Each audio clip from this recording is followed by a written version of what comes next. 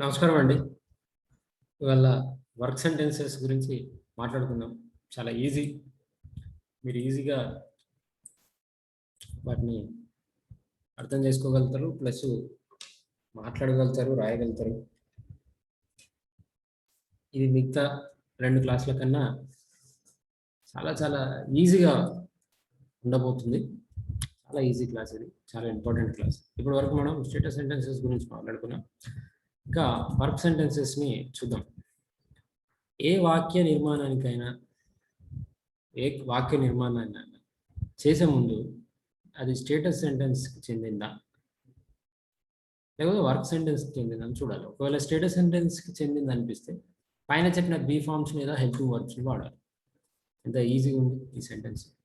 ఒకవేళ అది status sentence అని మీకు అనిపిస్తే పైన చెప్పిన ఆమ్, ఆర్, వాజ్, వాళ్ళు హ్యావ్, హ్యాస్, హ్యాడ్ ఇట్లాంటివి వాడతాం. అట్లా కాకుండా వాక్యంలో పని కనిపిస్తే ఏదైనా కనిపిస్తే మెయిన్ వర్బ్ని వాడతాం. మెయిన్ వర్బ్ పనిని తెలుపుతుంది. అంటే ఉదాహరణకి ప్లే అంటే ఆడడం. ఇప్పుడు యామ్ అంటే దాని మీనింగ్ ఏమి? అట్లా దానికి ఏం అది ఉండదు. కానీ మెయిన్ వర్బ్ మాత్రం మీనింగ్ ఉంటుంది. ఆ మెయిన్ వర్బ్ అంటే ఆ మీనింగ్ ఆడడం అనేది మెయిన్ వర్బ్ అన్నట్టు. ముందుగా చెప్పుకున్నట్లు వాక్య నిర్మాణం ఎప్పుడూ కూడా subject plus verb plus object. ఇది ఎన్నోసార్లు నేను రిపీట్ చేయడం ఎంత ఇంపార్టెంట్ అయితే నేను పదే చెప్తున్నాను. మీరు గుర్తుపెట్టుకోండి, చాలా ఇంపార్టెంట్. మీకు అది ఎన్నిసార్లు చెప్పినా తప్పలేదు. Subject plus verb plus object. Subject అంటే కర్త, ఎవరు చేశారు పని. వర్బ్ అంటే క్రియ, ఏంటి ఆ పని. ఆబ్జెక్ట్ అంటే కర్మ, అసలు ఏం చేశారు, ఏం చేయబడింది. ఓకే, అయితే మనం ముందే ఒక ఈజీ దాన్ని తీసుకుంటే మనకి మిగతావన్నీ ఈజీగా వచ్చేస్తాయి. నేను నేర్చుకునేటప్పుడు కూడా మా సారు గంగాధర్ సార్ గారు వీటితోనే మొదలు పెట్టారు. ఎందుకంటే ఇక పెద్ద కష్టపడడం ఉండదు దీనికి, చాలా ఈజీ. ఈ గతంలో జరిగిన పనికి ఒక సూత్రం ఇక్కడ రాశాను. దాని నుంచి మనం ఎట్లా రాయాలని చూద్దాం. చూడండి, నేను మీకు ఒక టేబుల్లో చూపించాను. V1, V2, V3, ఇదేమో ప్రస్తుతము, ఇదేమో గతము అని చెప్పి. ఓకే, సరే, ఆ టేబుల్కి వెళ్ళి వద్దాం. ఆ టేబుల్కి వెళ్ళి వస్తే మీకు ఎంత నాలెడ్జ్ వస్తుందంటే ఇక ఇది చేయడం చాలా ఈజీ అవుతుంది.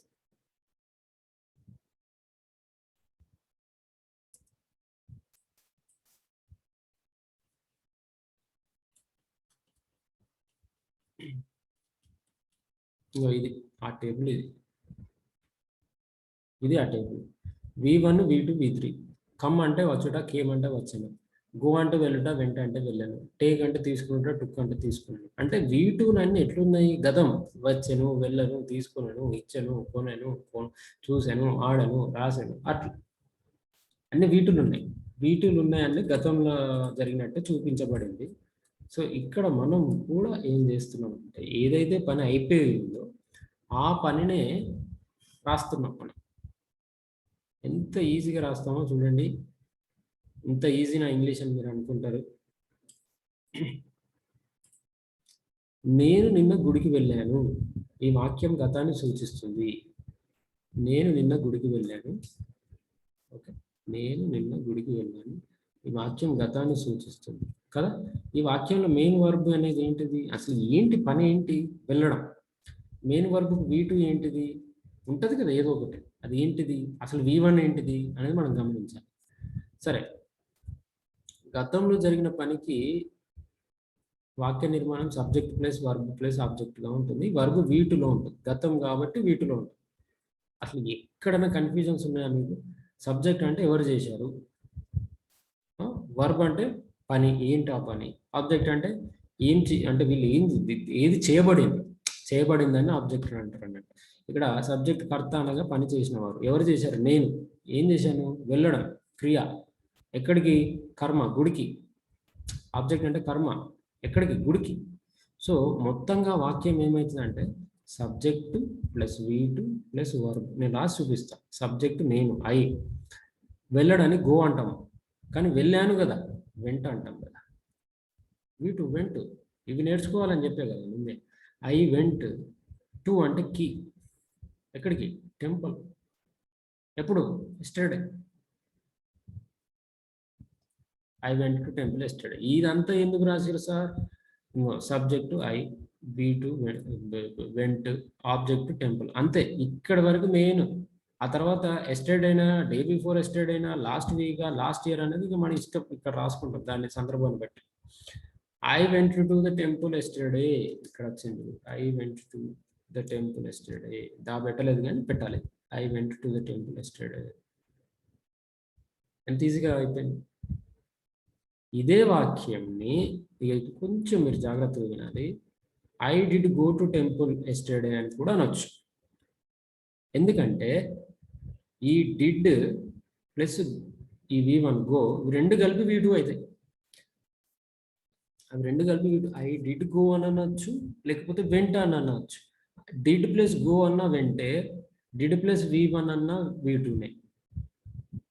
V2ని ఇక్కడ రాస్తాం. ఇది V2 is equal to did plus V1 రాయొచ్చు, నథింగ్ రాంగ్, తప్పేం లేదు. V2ని డిడ్ ప్లస్ V1 గా రాయొచ్చు. Did plus V1 is equal to V2 అవుతుంది. ఇక్కడ రాసాను did plus V1 is equal to V2 అవుతుంది. ఓకే, కాబట్టి I did go to temple అని కూడా అనొచ్చు, తప్పేం లేదు. ఈ వాక్యానికి ఇక నెగిటివ్ రాద్దాం, ఎట్లా ఉంటుందో చూద్దాం. మీకు ముందే చెప్పాను, హెల్పింగ్ వర్బ్కి నాట్ చేర్చాలి తప్ప మెయిన్ వర్బ్కి చేర్చదు ఎప్పుడైనా. ఇప్పుడు వెంట్ నాట్ ఉండదు, ఇది ఉండదు, ఇది తప్పు. ఏం చెప్పా? V3లు కానీ నాట్ కానీ ఒంటరిగా రావు, బీ ఫార్మ్స్ హెల్పింగ్ వర్బ్తో జతగా వస్తాయని చెప్పా. మరి ఇక్కడ మనకి వెంట అనేది హెల్పింగ్ వర్బ్ కాదు కదా. కాబట్టి ఒక వాక్యంలో ఒకటే V2 ఉంటుంది. ఒక వాక్యంలో ఒకటే V2 ఉంటుంది. కాబట్టి వెంట అనేది V2 గోగా మారిపోతుంది. నెగిటివ్ వాక్యం I did not go to temple yesterday అవుతుంది. ఇది ఒక్కసారి నేను ఎక్స్ప్లెయిన్ చేస్తాను.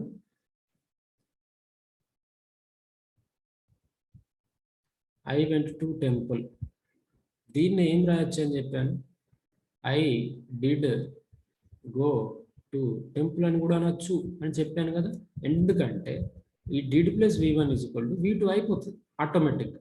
సో ఈ వెంట్కు నాటు పెట్టద్దు, ఎందుకంటే మెయిన్ వర్బ్లకు నాటు రాదు, హెల్పింగ్ వర్బ్స్కే వస్తాయి. హెల్పింగ్ వర్బ్ కోసం నేను వెంట్ని డిడ్ ప్లస్ V1గా మార్చుకున్నాను. ఇక్కడ హెల్పింగ్ వర్బ్ డిడ్ అనేది వచ్చింది. ఈ డిడ్కి నాటు పెట్టాలి. ఐ డిడ్ నాట్, బాగుందా?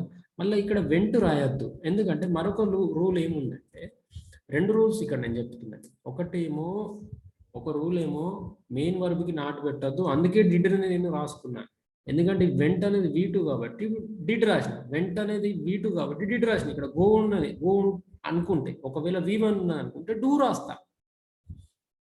V2 ఉన్నది కాబట్టి డిడ్ రాసాము, V1 ఉంటే కనుక డూ రాస్తా.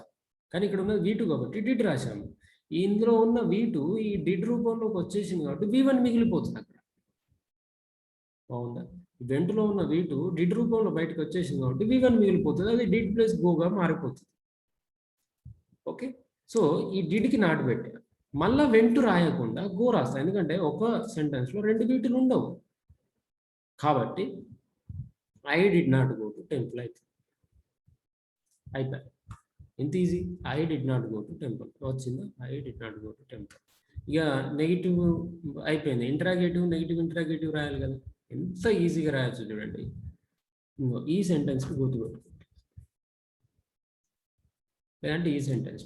ఇప్పుడు వెంట్ మీనింగ్ ఏంటి? వెంట్ ఇక్కడ ఉందా అంటే డిడ్ ప్లస్ గో ఉందన్నట్టు. అక్కడ ఈ డిడ్ను ముందుకు తీసుకురావాలి, ఎందుకంటే ఇంటరాగేటివ్ సెంటెన్సెస్ అంటే హెల్పింగ్ వర్బ్స్తోనన్నా, డబ్ల్యూస్తోనన్నా, లేకపోతే వీటిపైంది క్వశ్చన్స్ని క్రియేట్ చేసేటప్పుడు డబ్ల్యూతోనన్నా, లేకపోతే హెల్పింగ్ వర్బ్స్తోనన్నా, లేకపోతే బీ ఫార్మ్స్తోనన్నా సెంటెన్స్ స్టార్ట్ అవుతుందని చెప్పాను కదా ఇది వరకు, ఫస్ట్ క్లాస్లోనా సెకండ్ క్లాస్లో. ఇప్పుడు హెల్పింగ్ వర్బ్ ఏది? డిడ్ కదా. ఆ డిడ్ను ముందుకు తీసుకొస్తే ఐ, ఇక వెంట ఉండదు, రెండు వీటులు ఉండవు. Did I go to temple yesterday, చూడండి, did I go to temple yesterday, నేను నిన్న గుడికి వెళ్ళానా అని దాని మీనింగ్. వెళ్ళలేదా అంటే ఇక డిడ్కి నాట్ చేస్తే అయిపోతుంది. నెగిటివ్ ఇంట్రాగేటివ్ రాయాలంటే ఇంట్రాగేటివ్ వాక్యంలో ఉన్న హెల్పింగ్ వర్బ్కి నాట్ చేర్చాలి. డిడ్కి నాట్ చేర్చడంతో నెగిటివ్ ఇంట్రాగేటివ్ వాక్యం కింది విధంగా మారుతుంది. Did not I go to temple yesterday అవుతుంది. దాని అర్థం నేను నిన్న గుడికి వెళ్ళలేదా అని. మనం ఏ వాక్యానికైనా నెగిటివ్ ఇంట్రాగేటివ్ రాయాలంటే ముందుగా దాని పాజిటివ్ సెంటెన్స్ని తయారు చేసుకోవాలి. అప్పుడు కొంచెం వాక్య నిర్మాణం సులభం అవుతుంది. నేను నిన్న గుడికి వెళ్ళాను. మళ్ళీ ఇక అదే అదొక ఎగ్జాంపుల్ ఎక్స్ప్లెయిన్ చేసి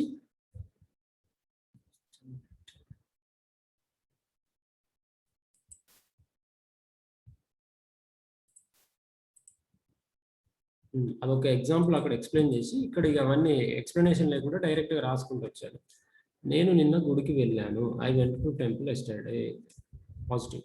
I did not go to temple yesterday. Negative. Did I go to temple yesterday. వెళ్ళానా? ఇంట్రాగేటివ్. నేను నిన్న గుడికి వెళ్ళలేదా? Did not I go to temple yesterday. Negative interrogative. లేదు, కాదు, నాతో ప్రశ్నించడం అన్నట్టు. వెళ్ళలేదా అట్లా. ఇక ఇంతటితో ఆగకుండా ఇంకొంచెం ముందుకెళ్దాం. అదేంటంటే డబ్ల్యూ టైప్ ప్రశ్నలు తయారు చేయడం. ప్రశ్నలు 2 రకాలు. అందులో yes or no type questions, W type questions.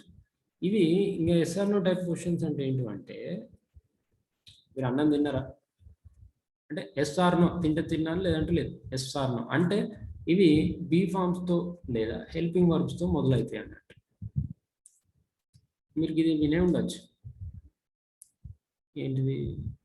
Are you happy are you busy, ఇట్లాంటివి వినే ఉండొచ్చు. అంటే ఆర్తో స్టార్ట్ అయింది, బీ ఫామ్తో స్టార్ట్ అయింది కాబట్టి అది yes or no type question. Are you happy? Yes I'm happy. Are you busy? No I'm not busy. అర్థమవుతుందా? ఎప్పుడైనా ఎస్ఆర్నో టైప్ క్వశ్చన్స్ మన బీ ఫామ్స్తో కానీ హెల్పింగ్ వర్బ్స్తో కానీ స్టార్ట్ అయితే ఎస్ఆర్నో టైప్ క్వశ్చన్. మీరు చూడండి, మీరు ఇగో డిడ్తో స్టార్ట్ అండి. Did I go to temple yesterday? వెళ్ళానా? ఏమో నాకేం తెలుసు, వెళ్ళలేదు కావచ్చు. నో కదా. వెళ్ళలేదా? ఎస్ వెళ్ళలేదు. అట్లా మీరు ఇదివరకు రాసిన సెంటెన్సెస్ అన్ని నెగిటివ్ ఇంట్రాగేటివ్ క్వశ్చన్స్ తీసుకోండి. అన్ని ఎస్ఆర్నో టైప్ క్వశ్చన్స్. నాకు సైకిల్ ఉందా? ఉంది. Yes are no? ఎస్ ఉంది. అట్లా డబ్ల్యూ టైప్ దాకా మనం పోలేదు. ఎస్ఆర్నో టైప్ క్వశ్చన్స్ అంటే ఏంటంటే బీ ఫార్మ్స్ లేదా హెల్పింగ్ వర్బ్స్తో మొదలవుతుంది. వాటికి సమాధానం అవును లేదా కాదు రెండే ఉంటుంది. ఐదర్ ఎస్ ఆర్ నో, అవును లేదా కాదు మాత్రమే వస్తుంది. కానీ డబ్ల్యూ టైప్ క్వశ్చన్స్ కొంచెం ముందు. ఇవి ఎట్లా అంటే ఎస్ఆర్నో టైప్ ప్రశ్నల ముందు ఏదో ఒక డబ్ల్యూ టైప్ క్వశ్చన్ వస్తుంది. క్వశ్చన్స్ వస్తాయి. ఉదాహరణకి who, whose, whom, how many, how much, why, what, when, where. ఇది గుర్తుపెట్టుకోవాలి ఇక మీరు. ఈ బాక్స్ ఓకే. ఈ డబ్ల్యూ టైప్ ముందు ఇది వస్తుందండి. ఇదేంటిదో చూద్దాం. ఒక ఎగ్జాంపుల్ ఇస్తాం. డబ్ల్యూ టైప్ ప్రశ్నలు తయారు చేయడానికి చాలా సులభం. ఎందుకోసం? ముందుగా ఎస్ఆర్నో టైప్ ప్రశ్నను తయారు చేయాలి. ఉదాహరణకి did I go to temple yesterday అని ఉంది. నేను నిన్న గుడికి వెళ్ళానా ప్రశ్నను తీసుకుందాం. ఈ ప్రశ్న ముందు హౌను ఉంచుదాం. అప్పుడు how did I go to temple అవుతుంది. అంటే దీని అర్థం నేను నిన్న గుడికి ఎలా వెళ్ళాను అని. ఎందుకంటే హౌ అంటే ఎలా. ఇది మనం ఇదివరకే ఫస్ట్ క్లాస్లోనే దీని మీనింగ్ ఇచ్చే. వాట్ అంటే ఏంటి, వై అంటే ఏంటి, హౌ అంటే ఎలా. ఓకే, దీని అర్థం నేను నిన్న గుడికి ఎలా వెళ్ళాను అని మీనింగ్ వస్తుంది. పై ప్రశ్నను కొంచెం మార్చి రాద్దాం. Did you go to temple yesterday? ఇక్కడ ఐ తీసేసి యూ పెట్టాను.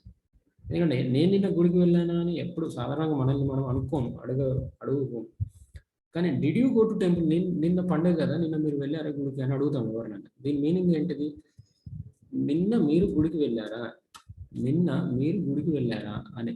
అప్పుడు ఈ ప్రశ్న ముందు హౌ పెట్టామనుకో అంటే ఇది ఎస్ఆర్నో టైప్. మీరు నిన్న గుడికి వెళ్ళారా అంటే అప్పుడు ఆమె ఎదురు ఉన్న అమ్మాయో అబ్బాయో ఎస్ వెళ్ళాను అని చెప్తారు. లేదంటే లేదు, నో అని చెప్తే ఎస్ఆర్నో టైప్. దాని ముందు కనుక మీరు హౌ అని పెడతారు అంటే డబ్ల్యూ టైప్ ఒకటి పెడితే అప్పుడు how did you go to temple yesterday? మీరు నిన్న ఎట్లా వెళ్ళారు అని. దాని ముందు వై పెడితే why did you go to temple yesterday? నేను పండుగ ఏం కాదు కదా, అయినా ఎందుకు వెళ్ళారు మీరు అట్లా. దీని అర్థం మీరు నిన్న గుడికి ఎందుకు వెళ్ళారు అని. దీని ముందు వేరు పెడితే వేరు పెట్టి టు టెంపుల్ తీసేస్తే wear did you go yesterday? అరే నిన్న మీరు ఎటు వెళ్ళారు అని. అంటే మీరు నిన్న ఎక్కడికి వెళ్ళారు అని మీనింగ్ వస్తుంది. ఎందుకంటే టు టెంపుల్ తీసేసినాను. టెంపుల్ అనేది సమాధానం అక్కడ, దాన్ని తీసేసాను. ఓకే. నెగిటివ్ ఇంట్రాగేటివ్ వాక్యంలో చిన్న మార్పు చేస్తే did not you go to temple yesterday? నిన్న మీరు వెళ్ళలేదా గుడికి? అనేది వస్తుంది. అంటే ఐ తీసేసి యూ పెడుతుంది. ఎంతసేపు మనల్ని మనం అడగం కదా, ఎదుటి వాళ్ళని అడుగుతాం. దీని ముందు వై పెడితే why did not you go to temple yesterday, నిన్న పండుగ ఎందుకు పోలేదు అని దాని అర్థం. మీరు నిన్న గుడికి ఎందుకు వెళ్ళలేదు. అర్థమవుతుంది, ఎంత ఈజీ. మీకు ఎక్కడైనా అర్థం కాకపోతే కొంచెం రివైజ్ చేసుకుని వినండి. ఇలా ఒక వాక్యానికి ఎన్నైనా మార్పులు చేస్తూ మనకు కావాల్సిన వాక్యాన్ని తయారు చేసుకోవచ్చు. నేను నిన్న గుడికి వెళ్ళాను, I went to temple yesterday. నేను నిన్న గుడికి వెళ్ళలేదు, I did not go to temple yesterday. నేను నిన్న గుడికి వెళ్ళాను, did I go to temple yesterday. నేను నిన్న గుడికి వెళ్ళలేదా, did not I go to temple yesterday. నేను నిన్న గుడికి ఎలా వెళ్ళాను, how did I go to temple yesterday. నేను నిన్న గుడికి మీరు నిన్న గుడికి వెళ్ళారు, how did you go to temple yesterday. మీరు నిన్న గుడికి ఎందుకు వెళ్ళారు, why did you go to temple yesterday. మీరు నిన్న ఎక్కడికి వెళ్ళారు, where did you go yesterday. మీరు నిన్న గుడికి ఎందుకు వెళ్ళలేదు, why did not you go to temple yesterday.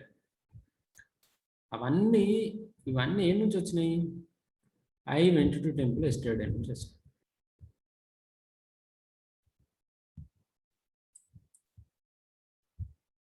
ఈ సెంటెన్సెస్ అన్నింటికి మూలం I went to temple yesterday. దాని నుంచి ఇవన్నీ రాసిన నేను. I went to temple yesterday నుంచి నువ్వెందుకు వేరు, అసలు ఎవరు ఎటు వేరు, మీరు ఎందుకు పోలేదు, మీరు ఎడికి వేరు, ఇవన్నీ ఎక్కడికి వెళ్ళి రాసినారంటే I went to temple yesterday. మీరు ఒక బేసిక్ని ఒకదాన్ని రాసి పెట్టుకోగలిగితే ఎన్నన్నా రాయొచ్చు. కింది ఉదాహరణలు చూద్దాం కొన్ని. నాకు ఈమెయిల్ పంపించారు గత వారం. ఎవరు, వారిని ఇంగ్లీష్లో దే అంటాం. పంపించింది వారే కదా, ఫస్ట్ పని చేసిన వానికి ప్రియారిటీ ఇవ్వాలి. ఎవరు, వారు. ఏం చేశారు, పని. వర్బ్, పంపించారు, పంపించడాన్ని సెండ్ అంటాం, పంపిస్తే సెంట్ అంటాం. దే సెంట్ ఎవరికి, నాకు. ఏమి, ఈమెయిల్. ఎప్పుడు, last week. They sent me email last week. అయిపోయింది. సచిన్ నాతో మాట్లాడలేదు నిన్న. ఎవరు మాట్లాడలేదు, సచిన్. ఏం చేశాడు, మాట్లాడడం. మాట్లాడితే V2 పెట్టాలి, టాక్డ్ అని పెట్టాలి. మాట్లాడలేదు కాబట్టి నేను మీకు చెప్పాను ముందే, టాక్డ్ని అంటే V2ని డిడ్ ప్లస్ V1గా రాయొచ్చుగా, ఇట్లా రాయొచ్చుగా. టాక్డ్ అన్న డిడ్ టాక్ అన్న ఒకటే కదా, V2 అన్న డిడ్ V1 అన్న ఒకటే కదా. కాబట్టి ఇక్కడ నాట్ పెడతాం. నాట్ పెట్టడానికి నేను ఇట్లా ముక్కలు చేస్తున్నా సెంటెన్స్. అంటే Sachin did not talk to me yesterday. దీన్ని రాయడానికన్నా ముందు సచిన్ మాట్లాడాడు అని రాసుకోండి. Sachin talk to me yesterday. మాట్లాడాడు. మాట్లాడలేదు అంటే డిడ్ నాట్ టాక్ వస్తుంది. She wrote a letter to them last Sunday. ఆమె వాళ్ళకి ఉత్తరం రాసింది గత ఆదివారం.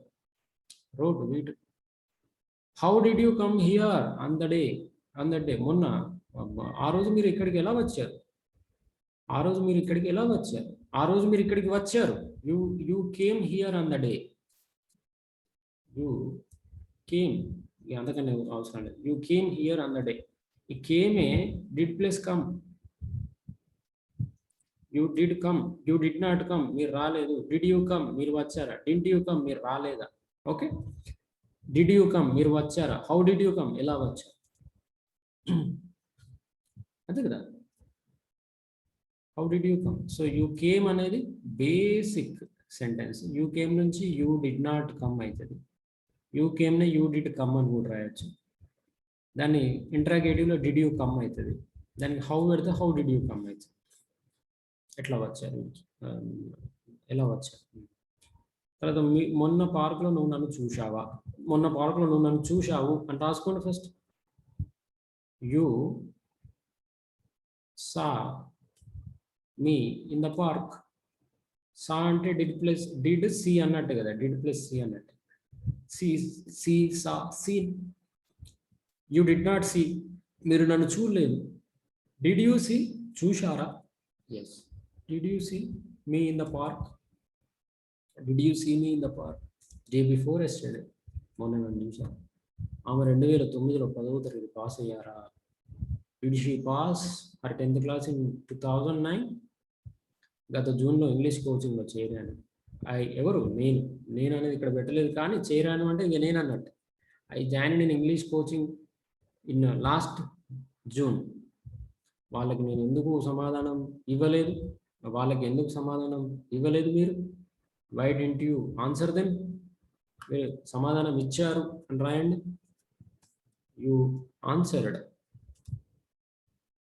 ఓకే, దీని నుంచి why didn't you answer them అని వస్తుంది. ఏదైనా కూడా స్టెప్ బై స్టెప్ వెళ్తున్నప్పుడు అతడు నిన్ను కలిశాడా? Did he meet you? అతడు ఎందుకు సరిగ్గా ఆడలేదు? Why didn't he play well? గతంలో జరిగిన మరికొన్ని సంఘటనలను ఇంగ్లీష్లో రాయండి. ఓకే, ఇది ఇవాళ క్లాస్. నెక్స్ట్ క్లాస్లో మరొక సందర్భం, ఇప్పుడు గతం గురించి రాసుకున్నాం. గతంలో జరిగిన పని, గతంలో చేశాను, చేయలేదు, చేశానా, చేశావా, ఎప్పుడు చేసావు, ఎందుకు చేసావు, ఎలా చేసావు, ఇట్లాంటివన్నింటి గురించి మనం డిఫరెంట్ ఎగ్జాంపుల్స్ మనం చూసుకున్నాం. మీరు కూడా మరికొన్ని ఎగ్జాంపుల్స్ రాయండి, మంచిగా ప్రాక్టీస్ చేయండి. మళ్ళీ నెక్స్ట్ క్లాస్లో కలుద్దాం. అంతవరకు సెలవు. Thank you.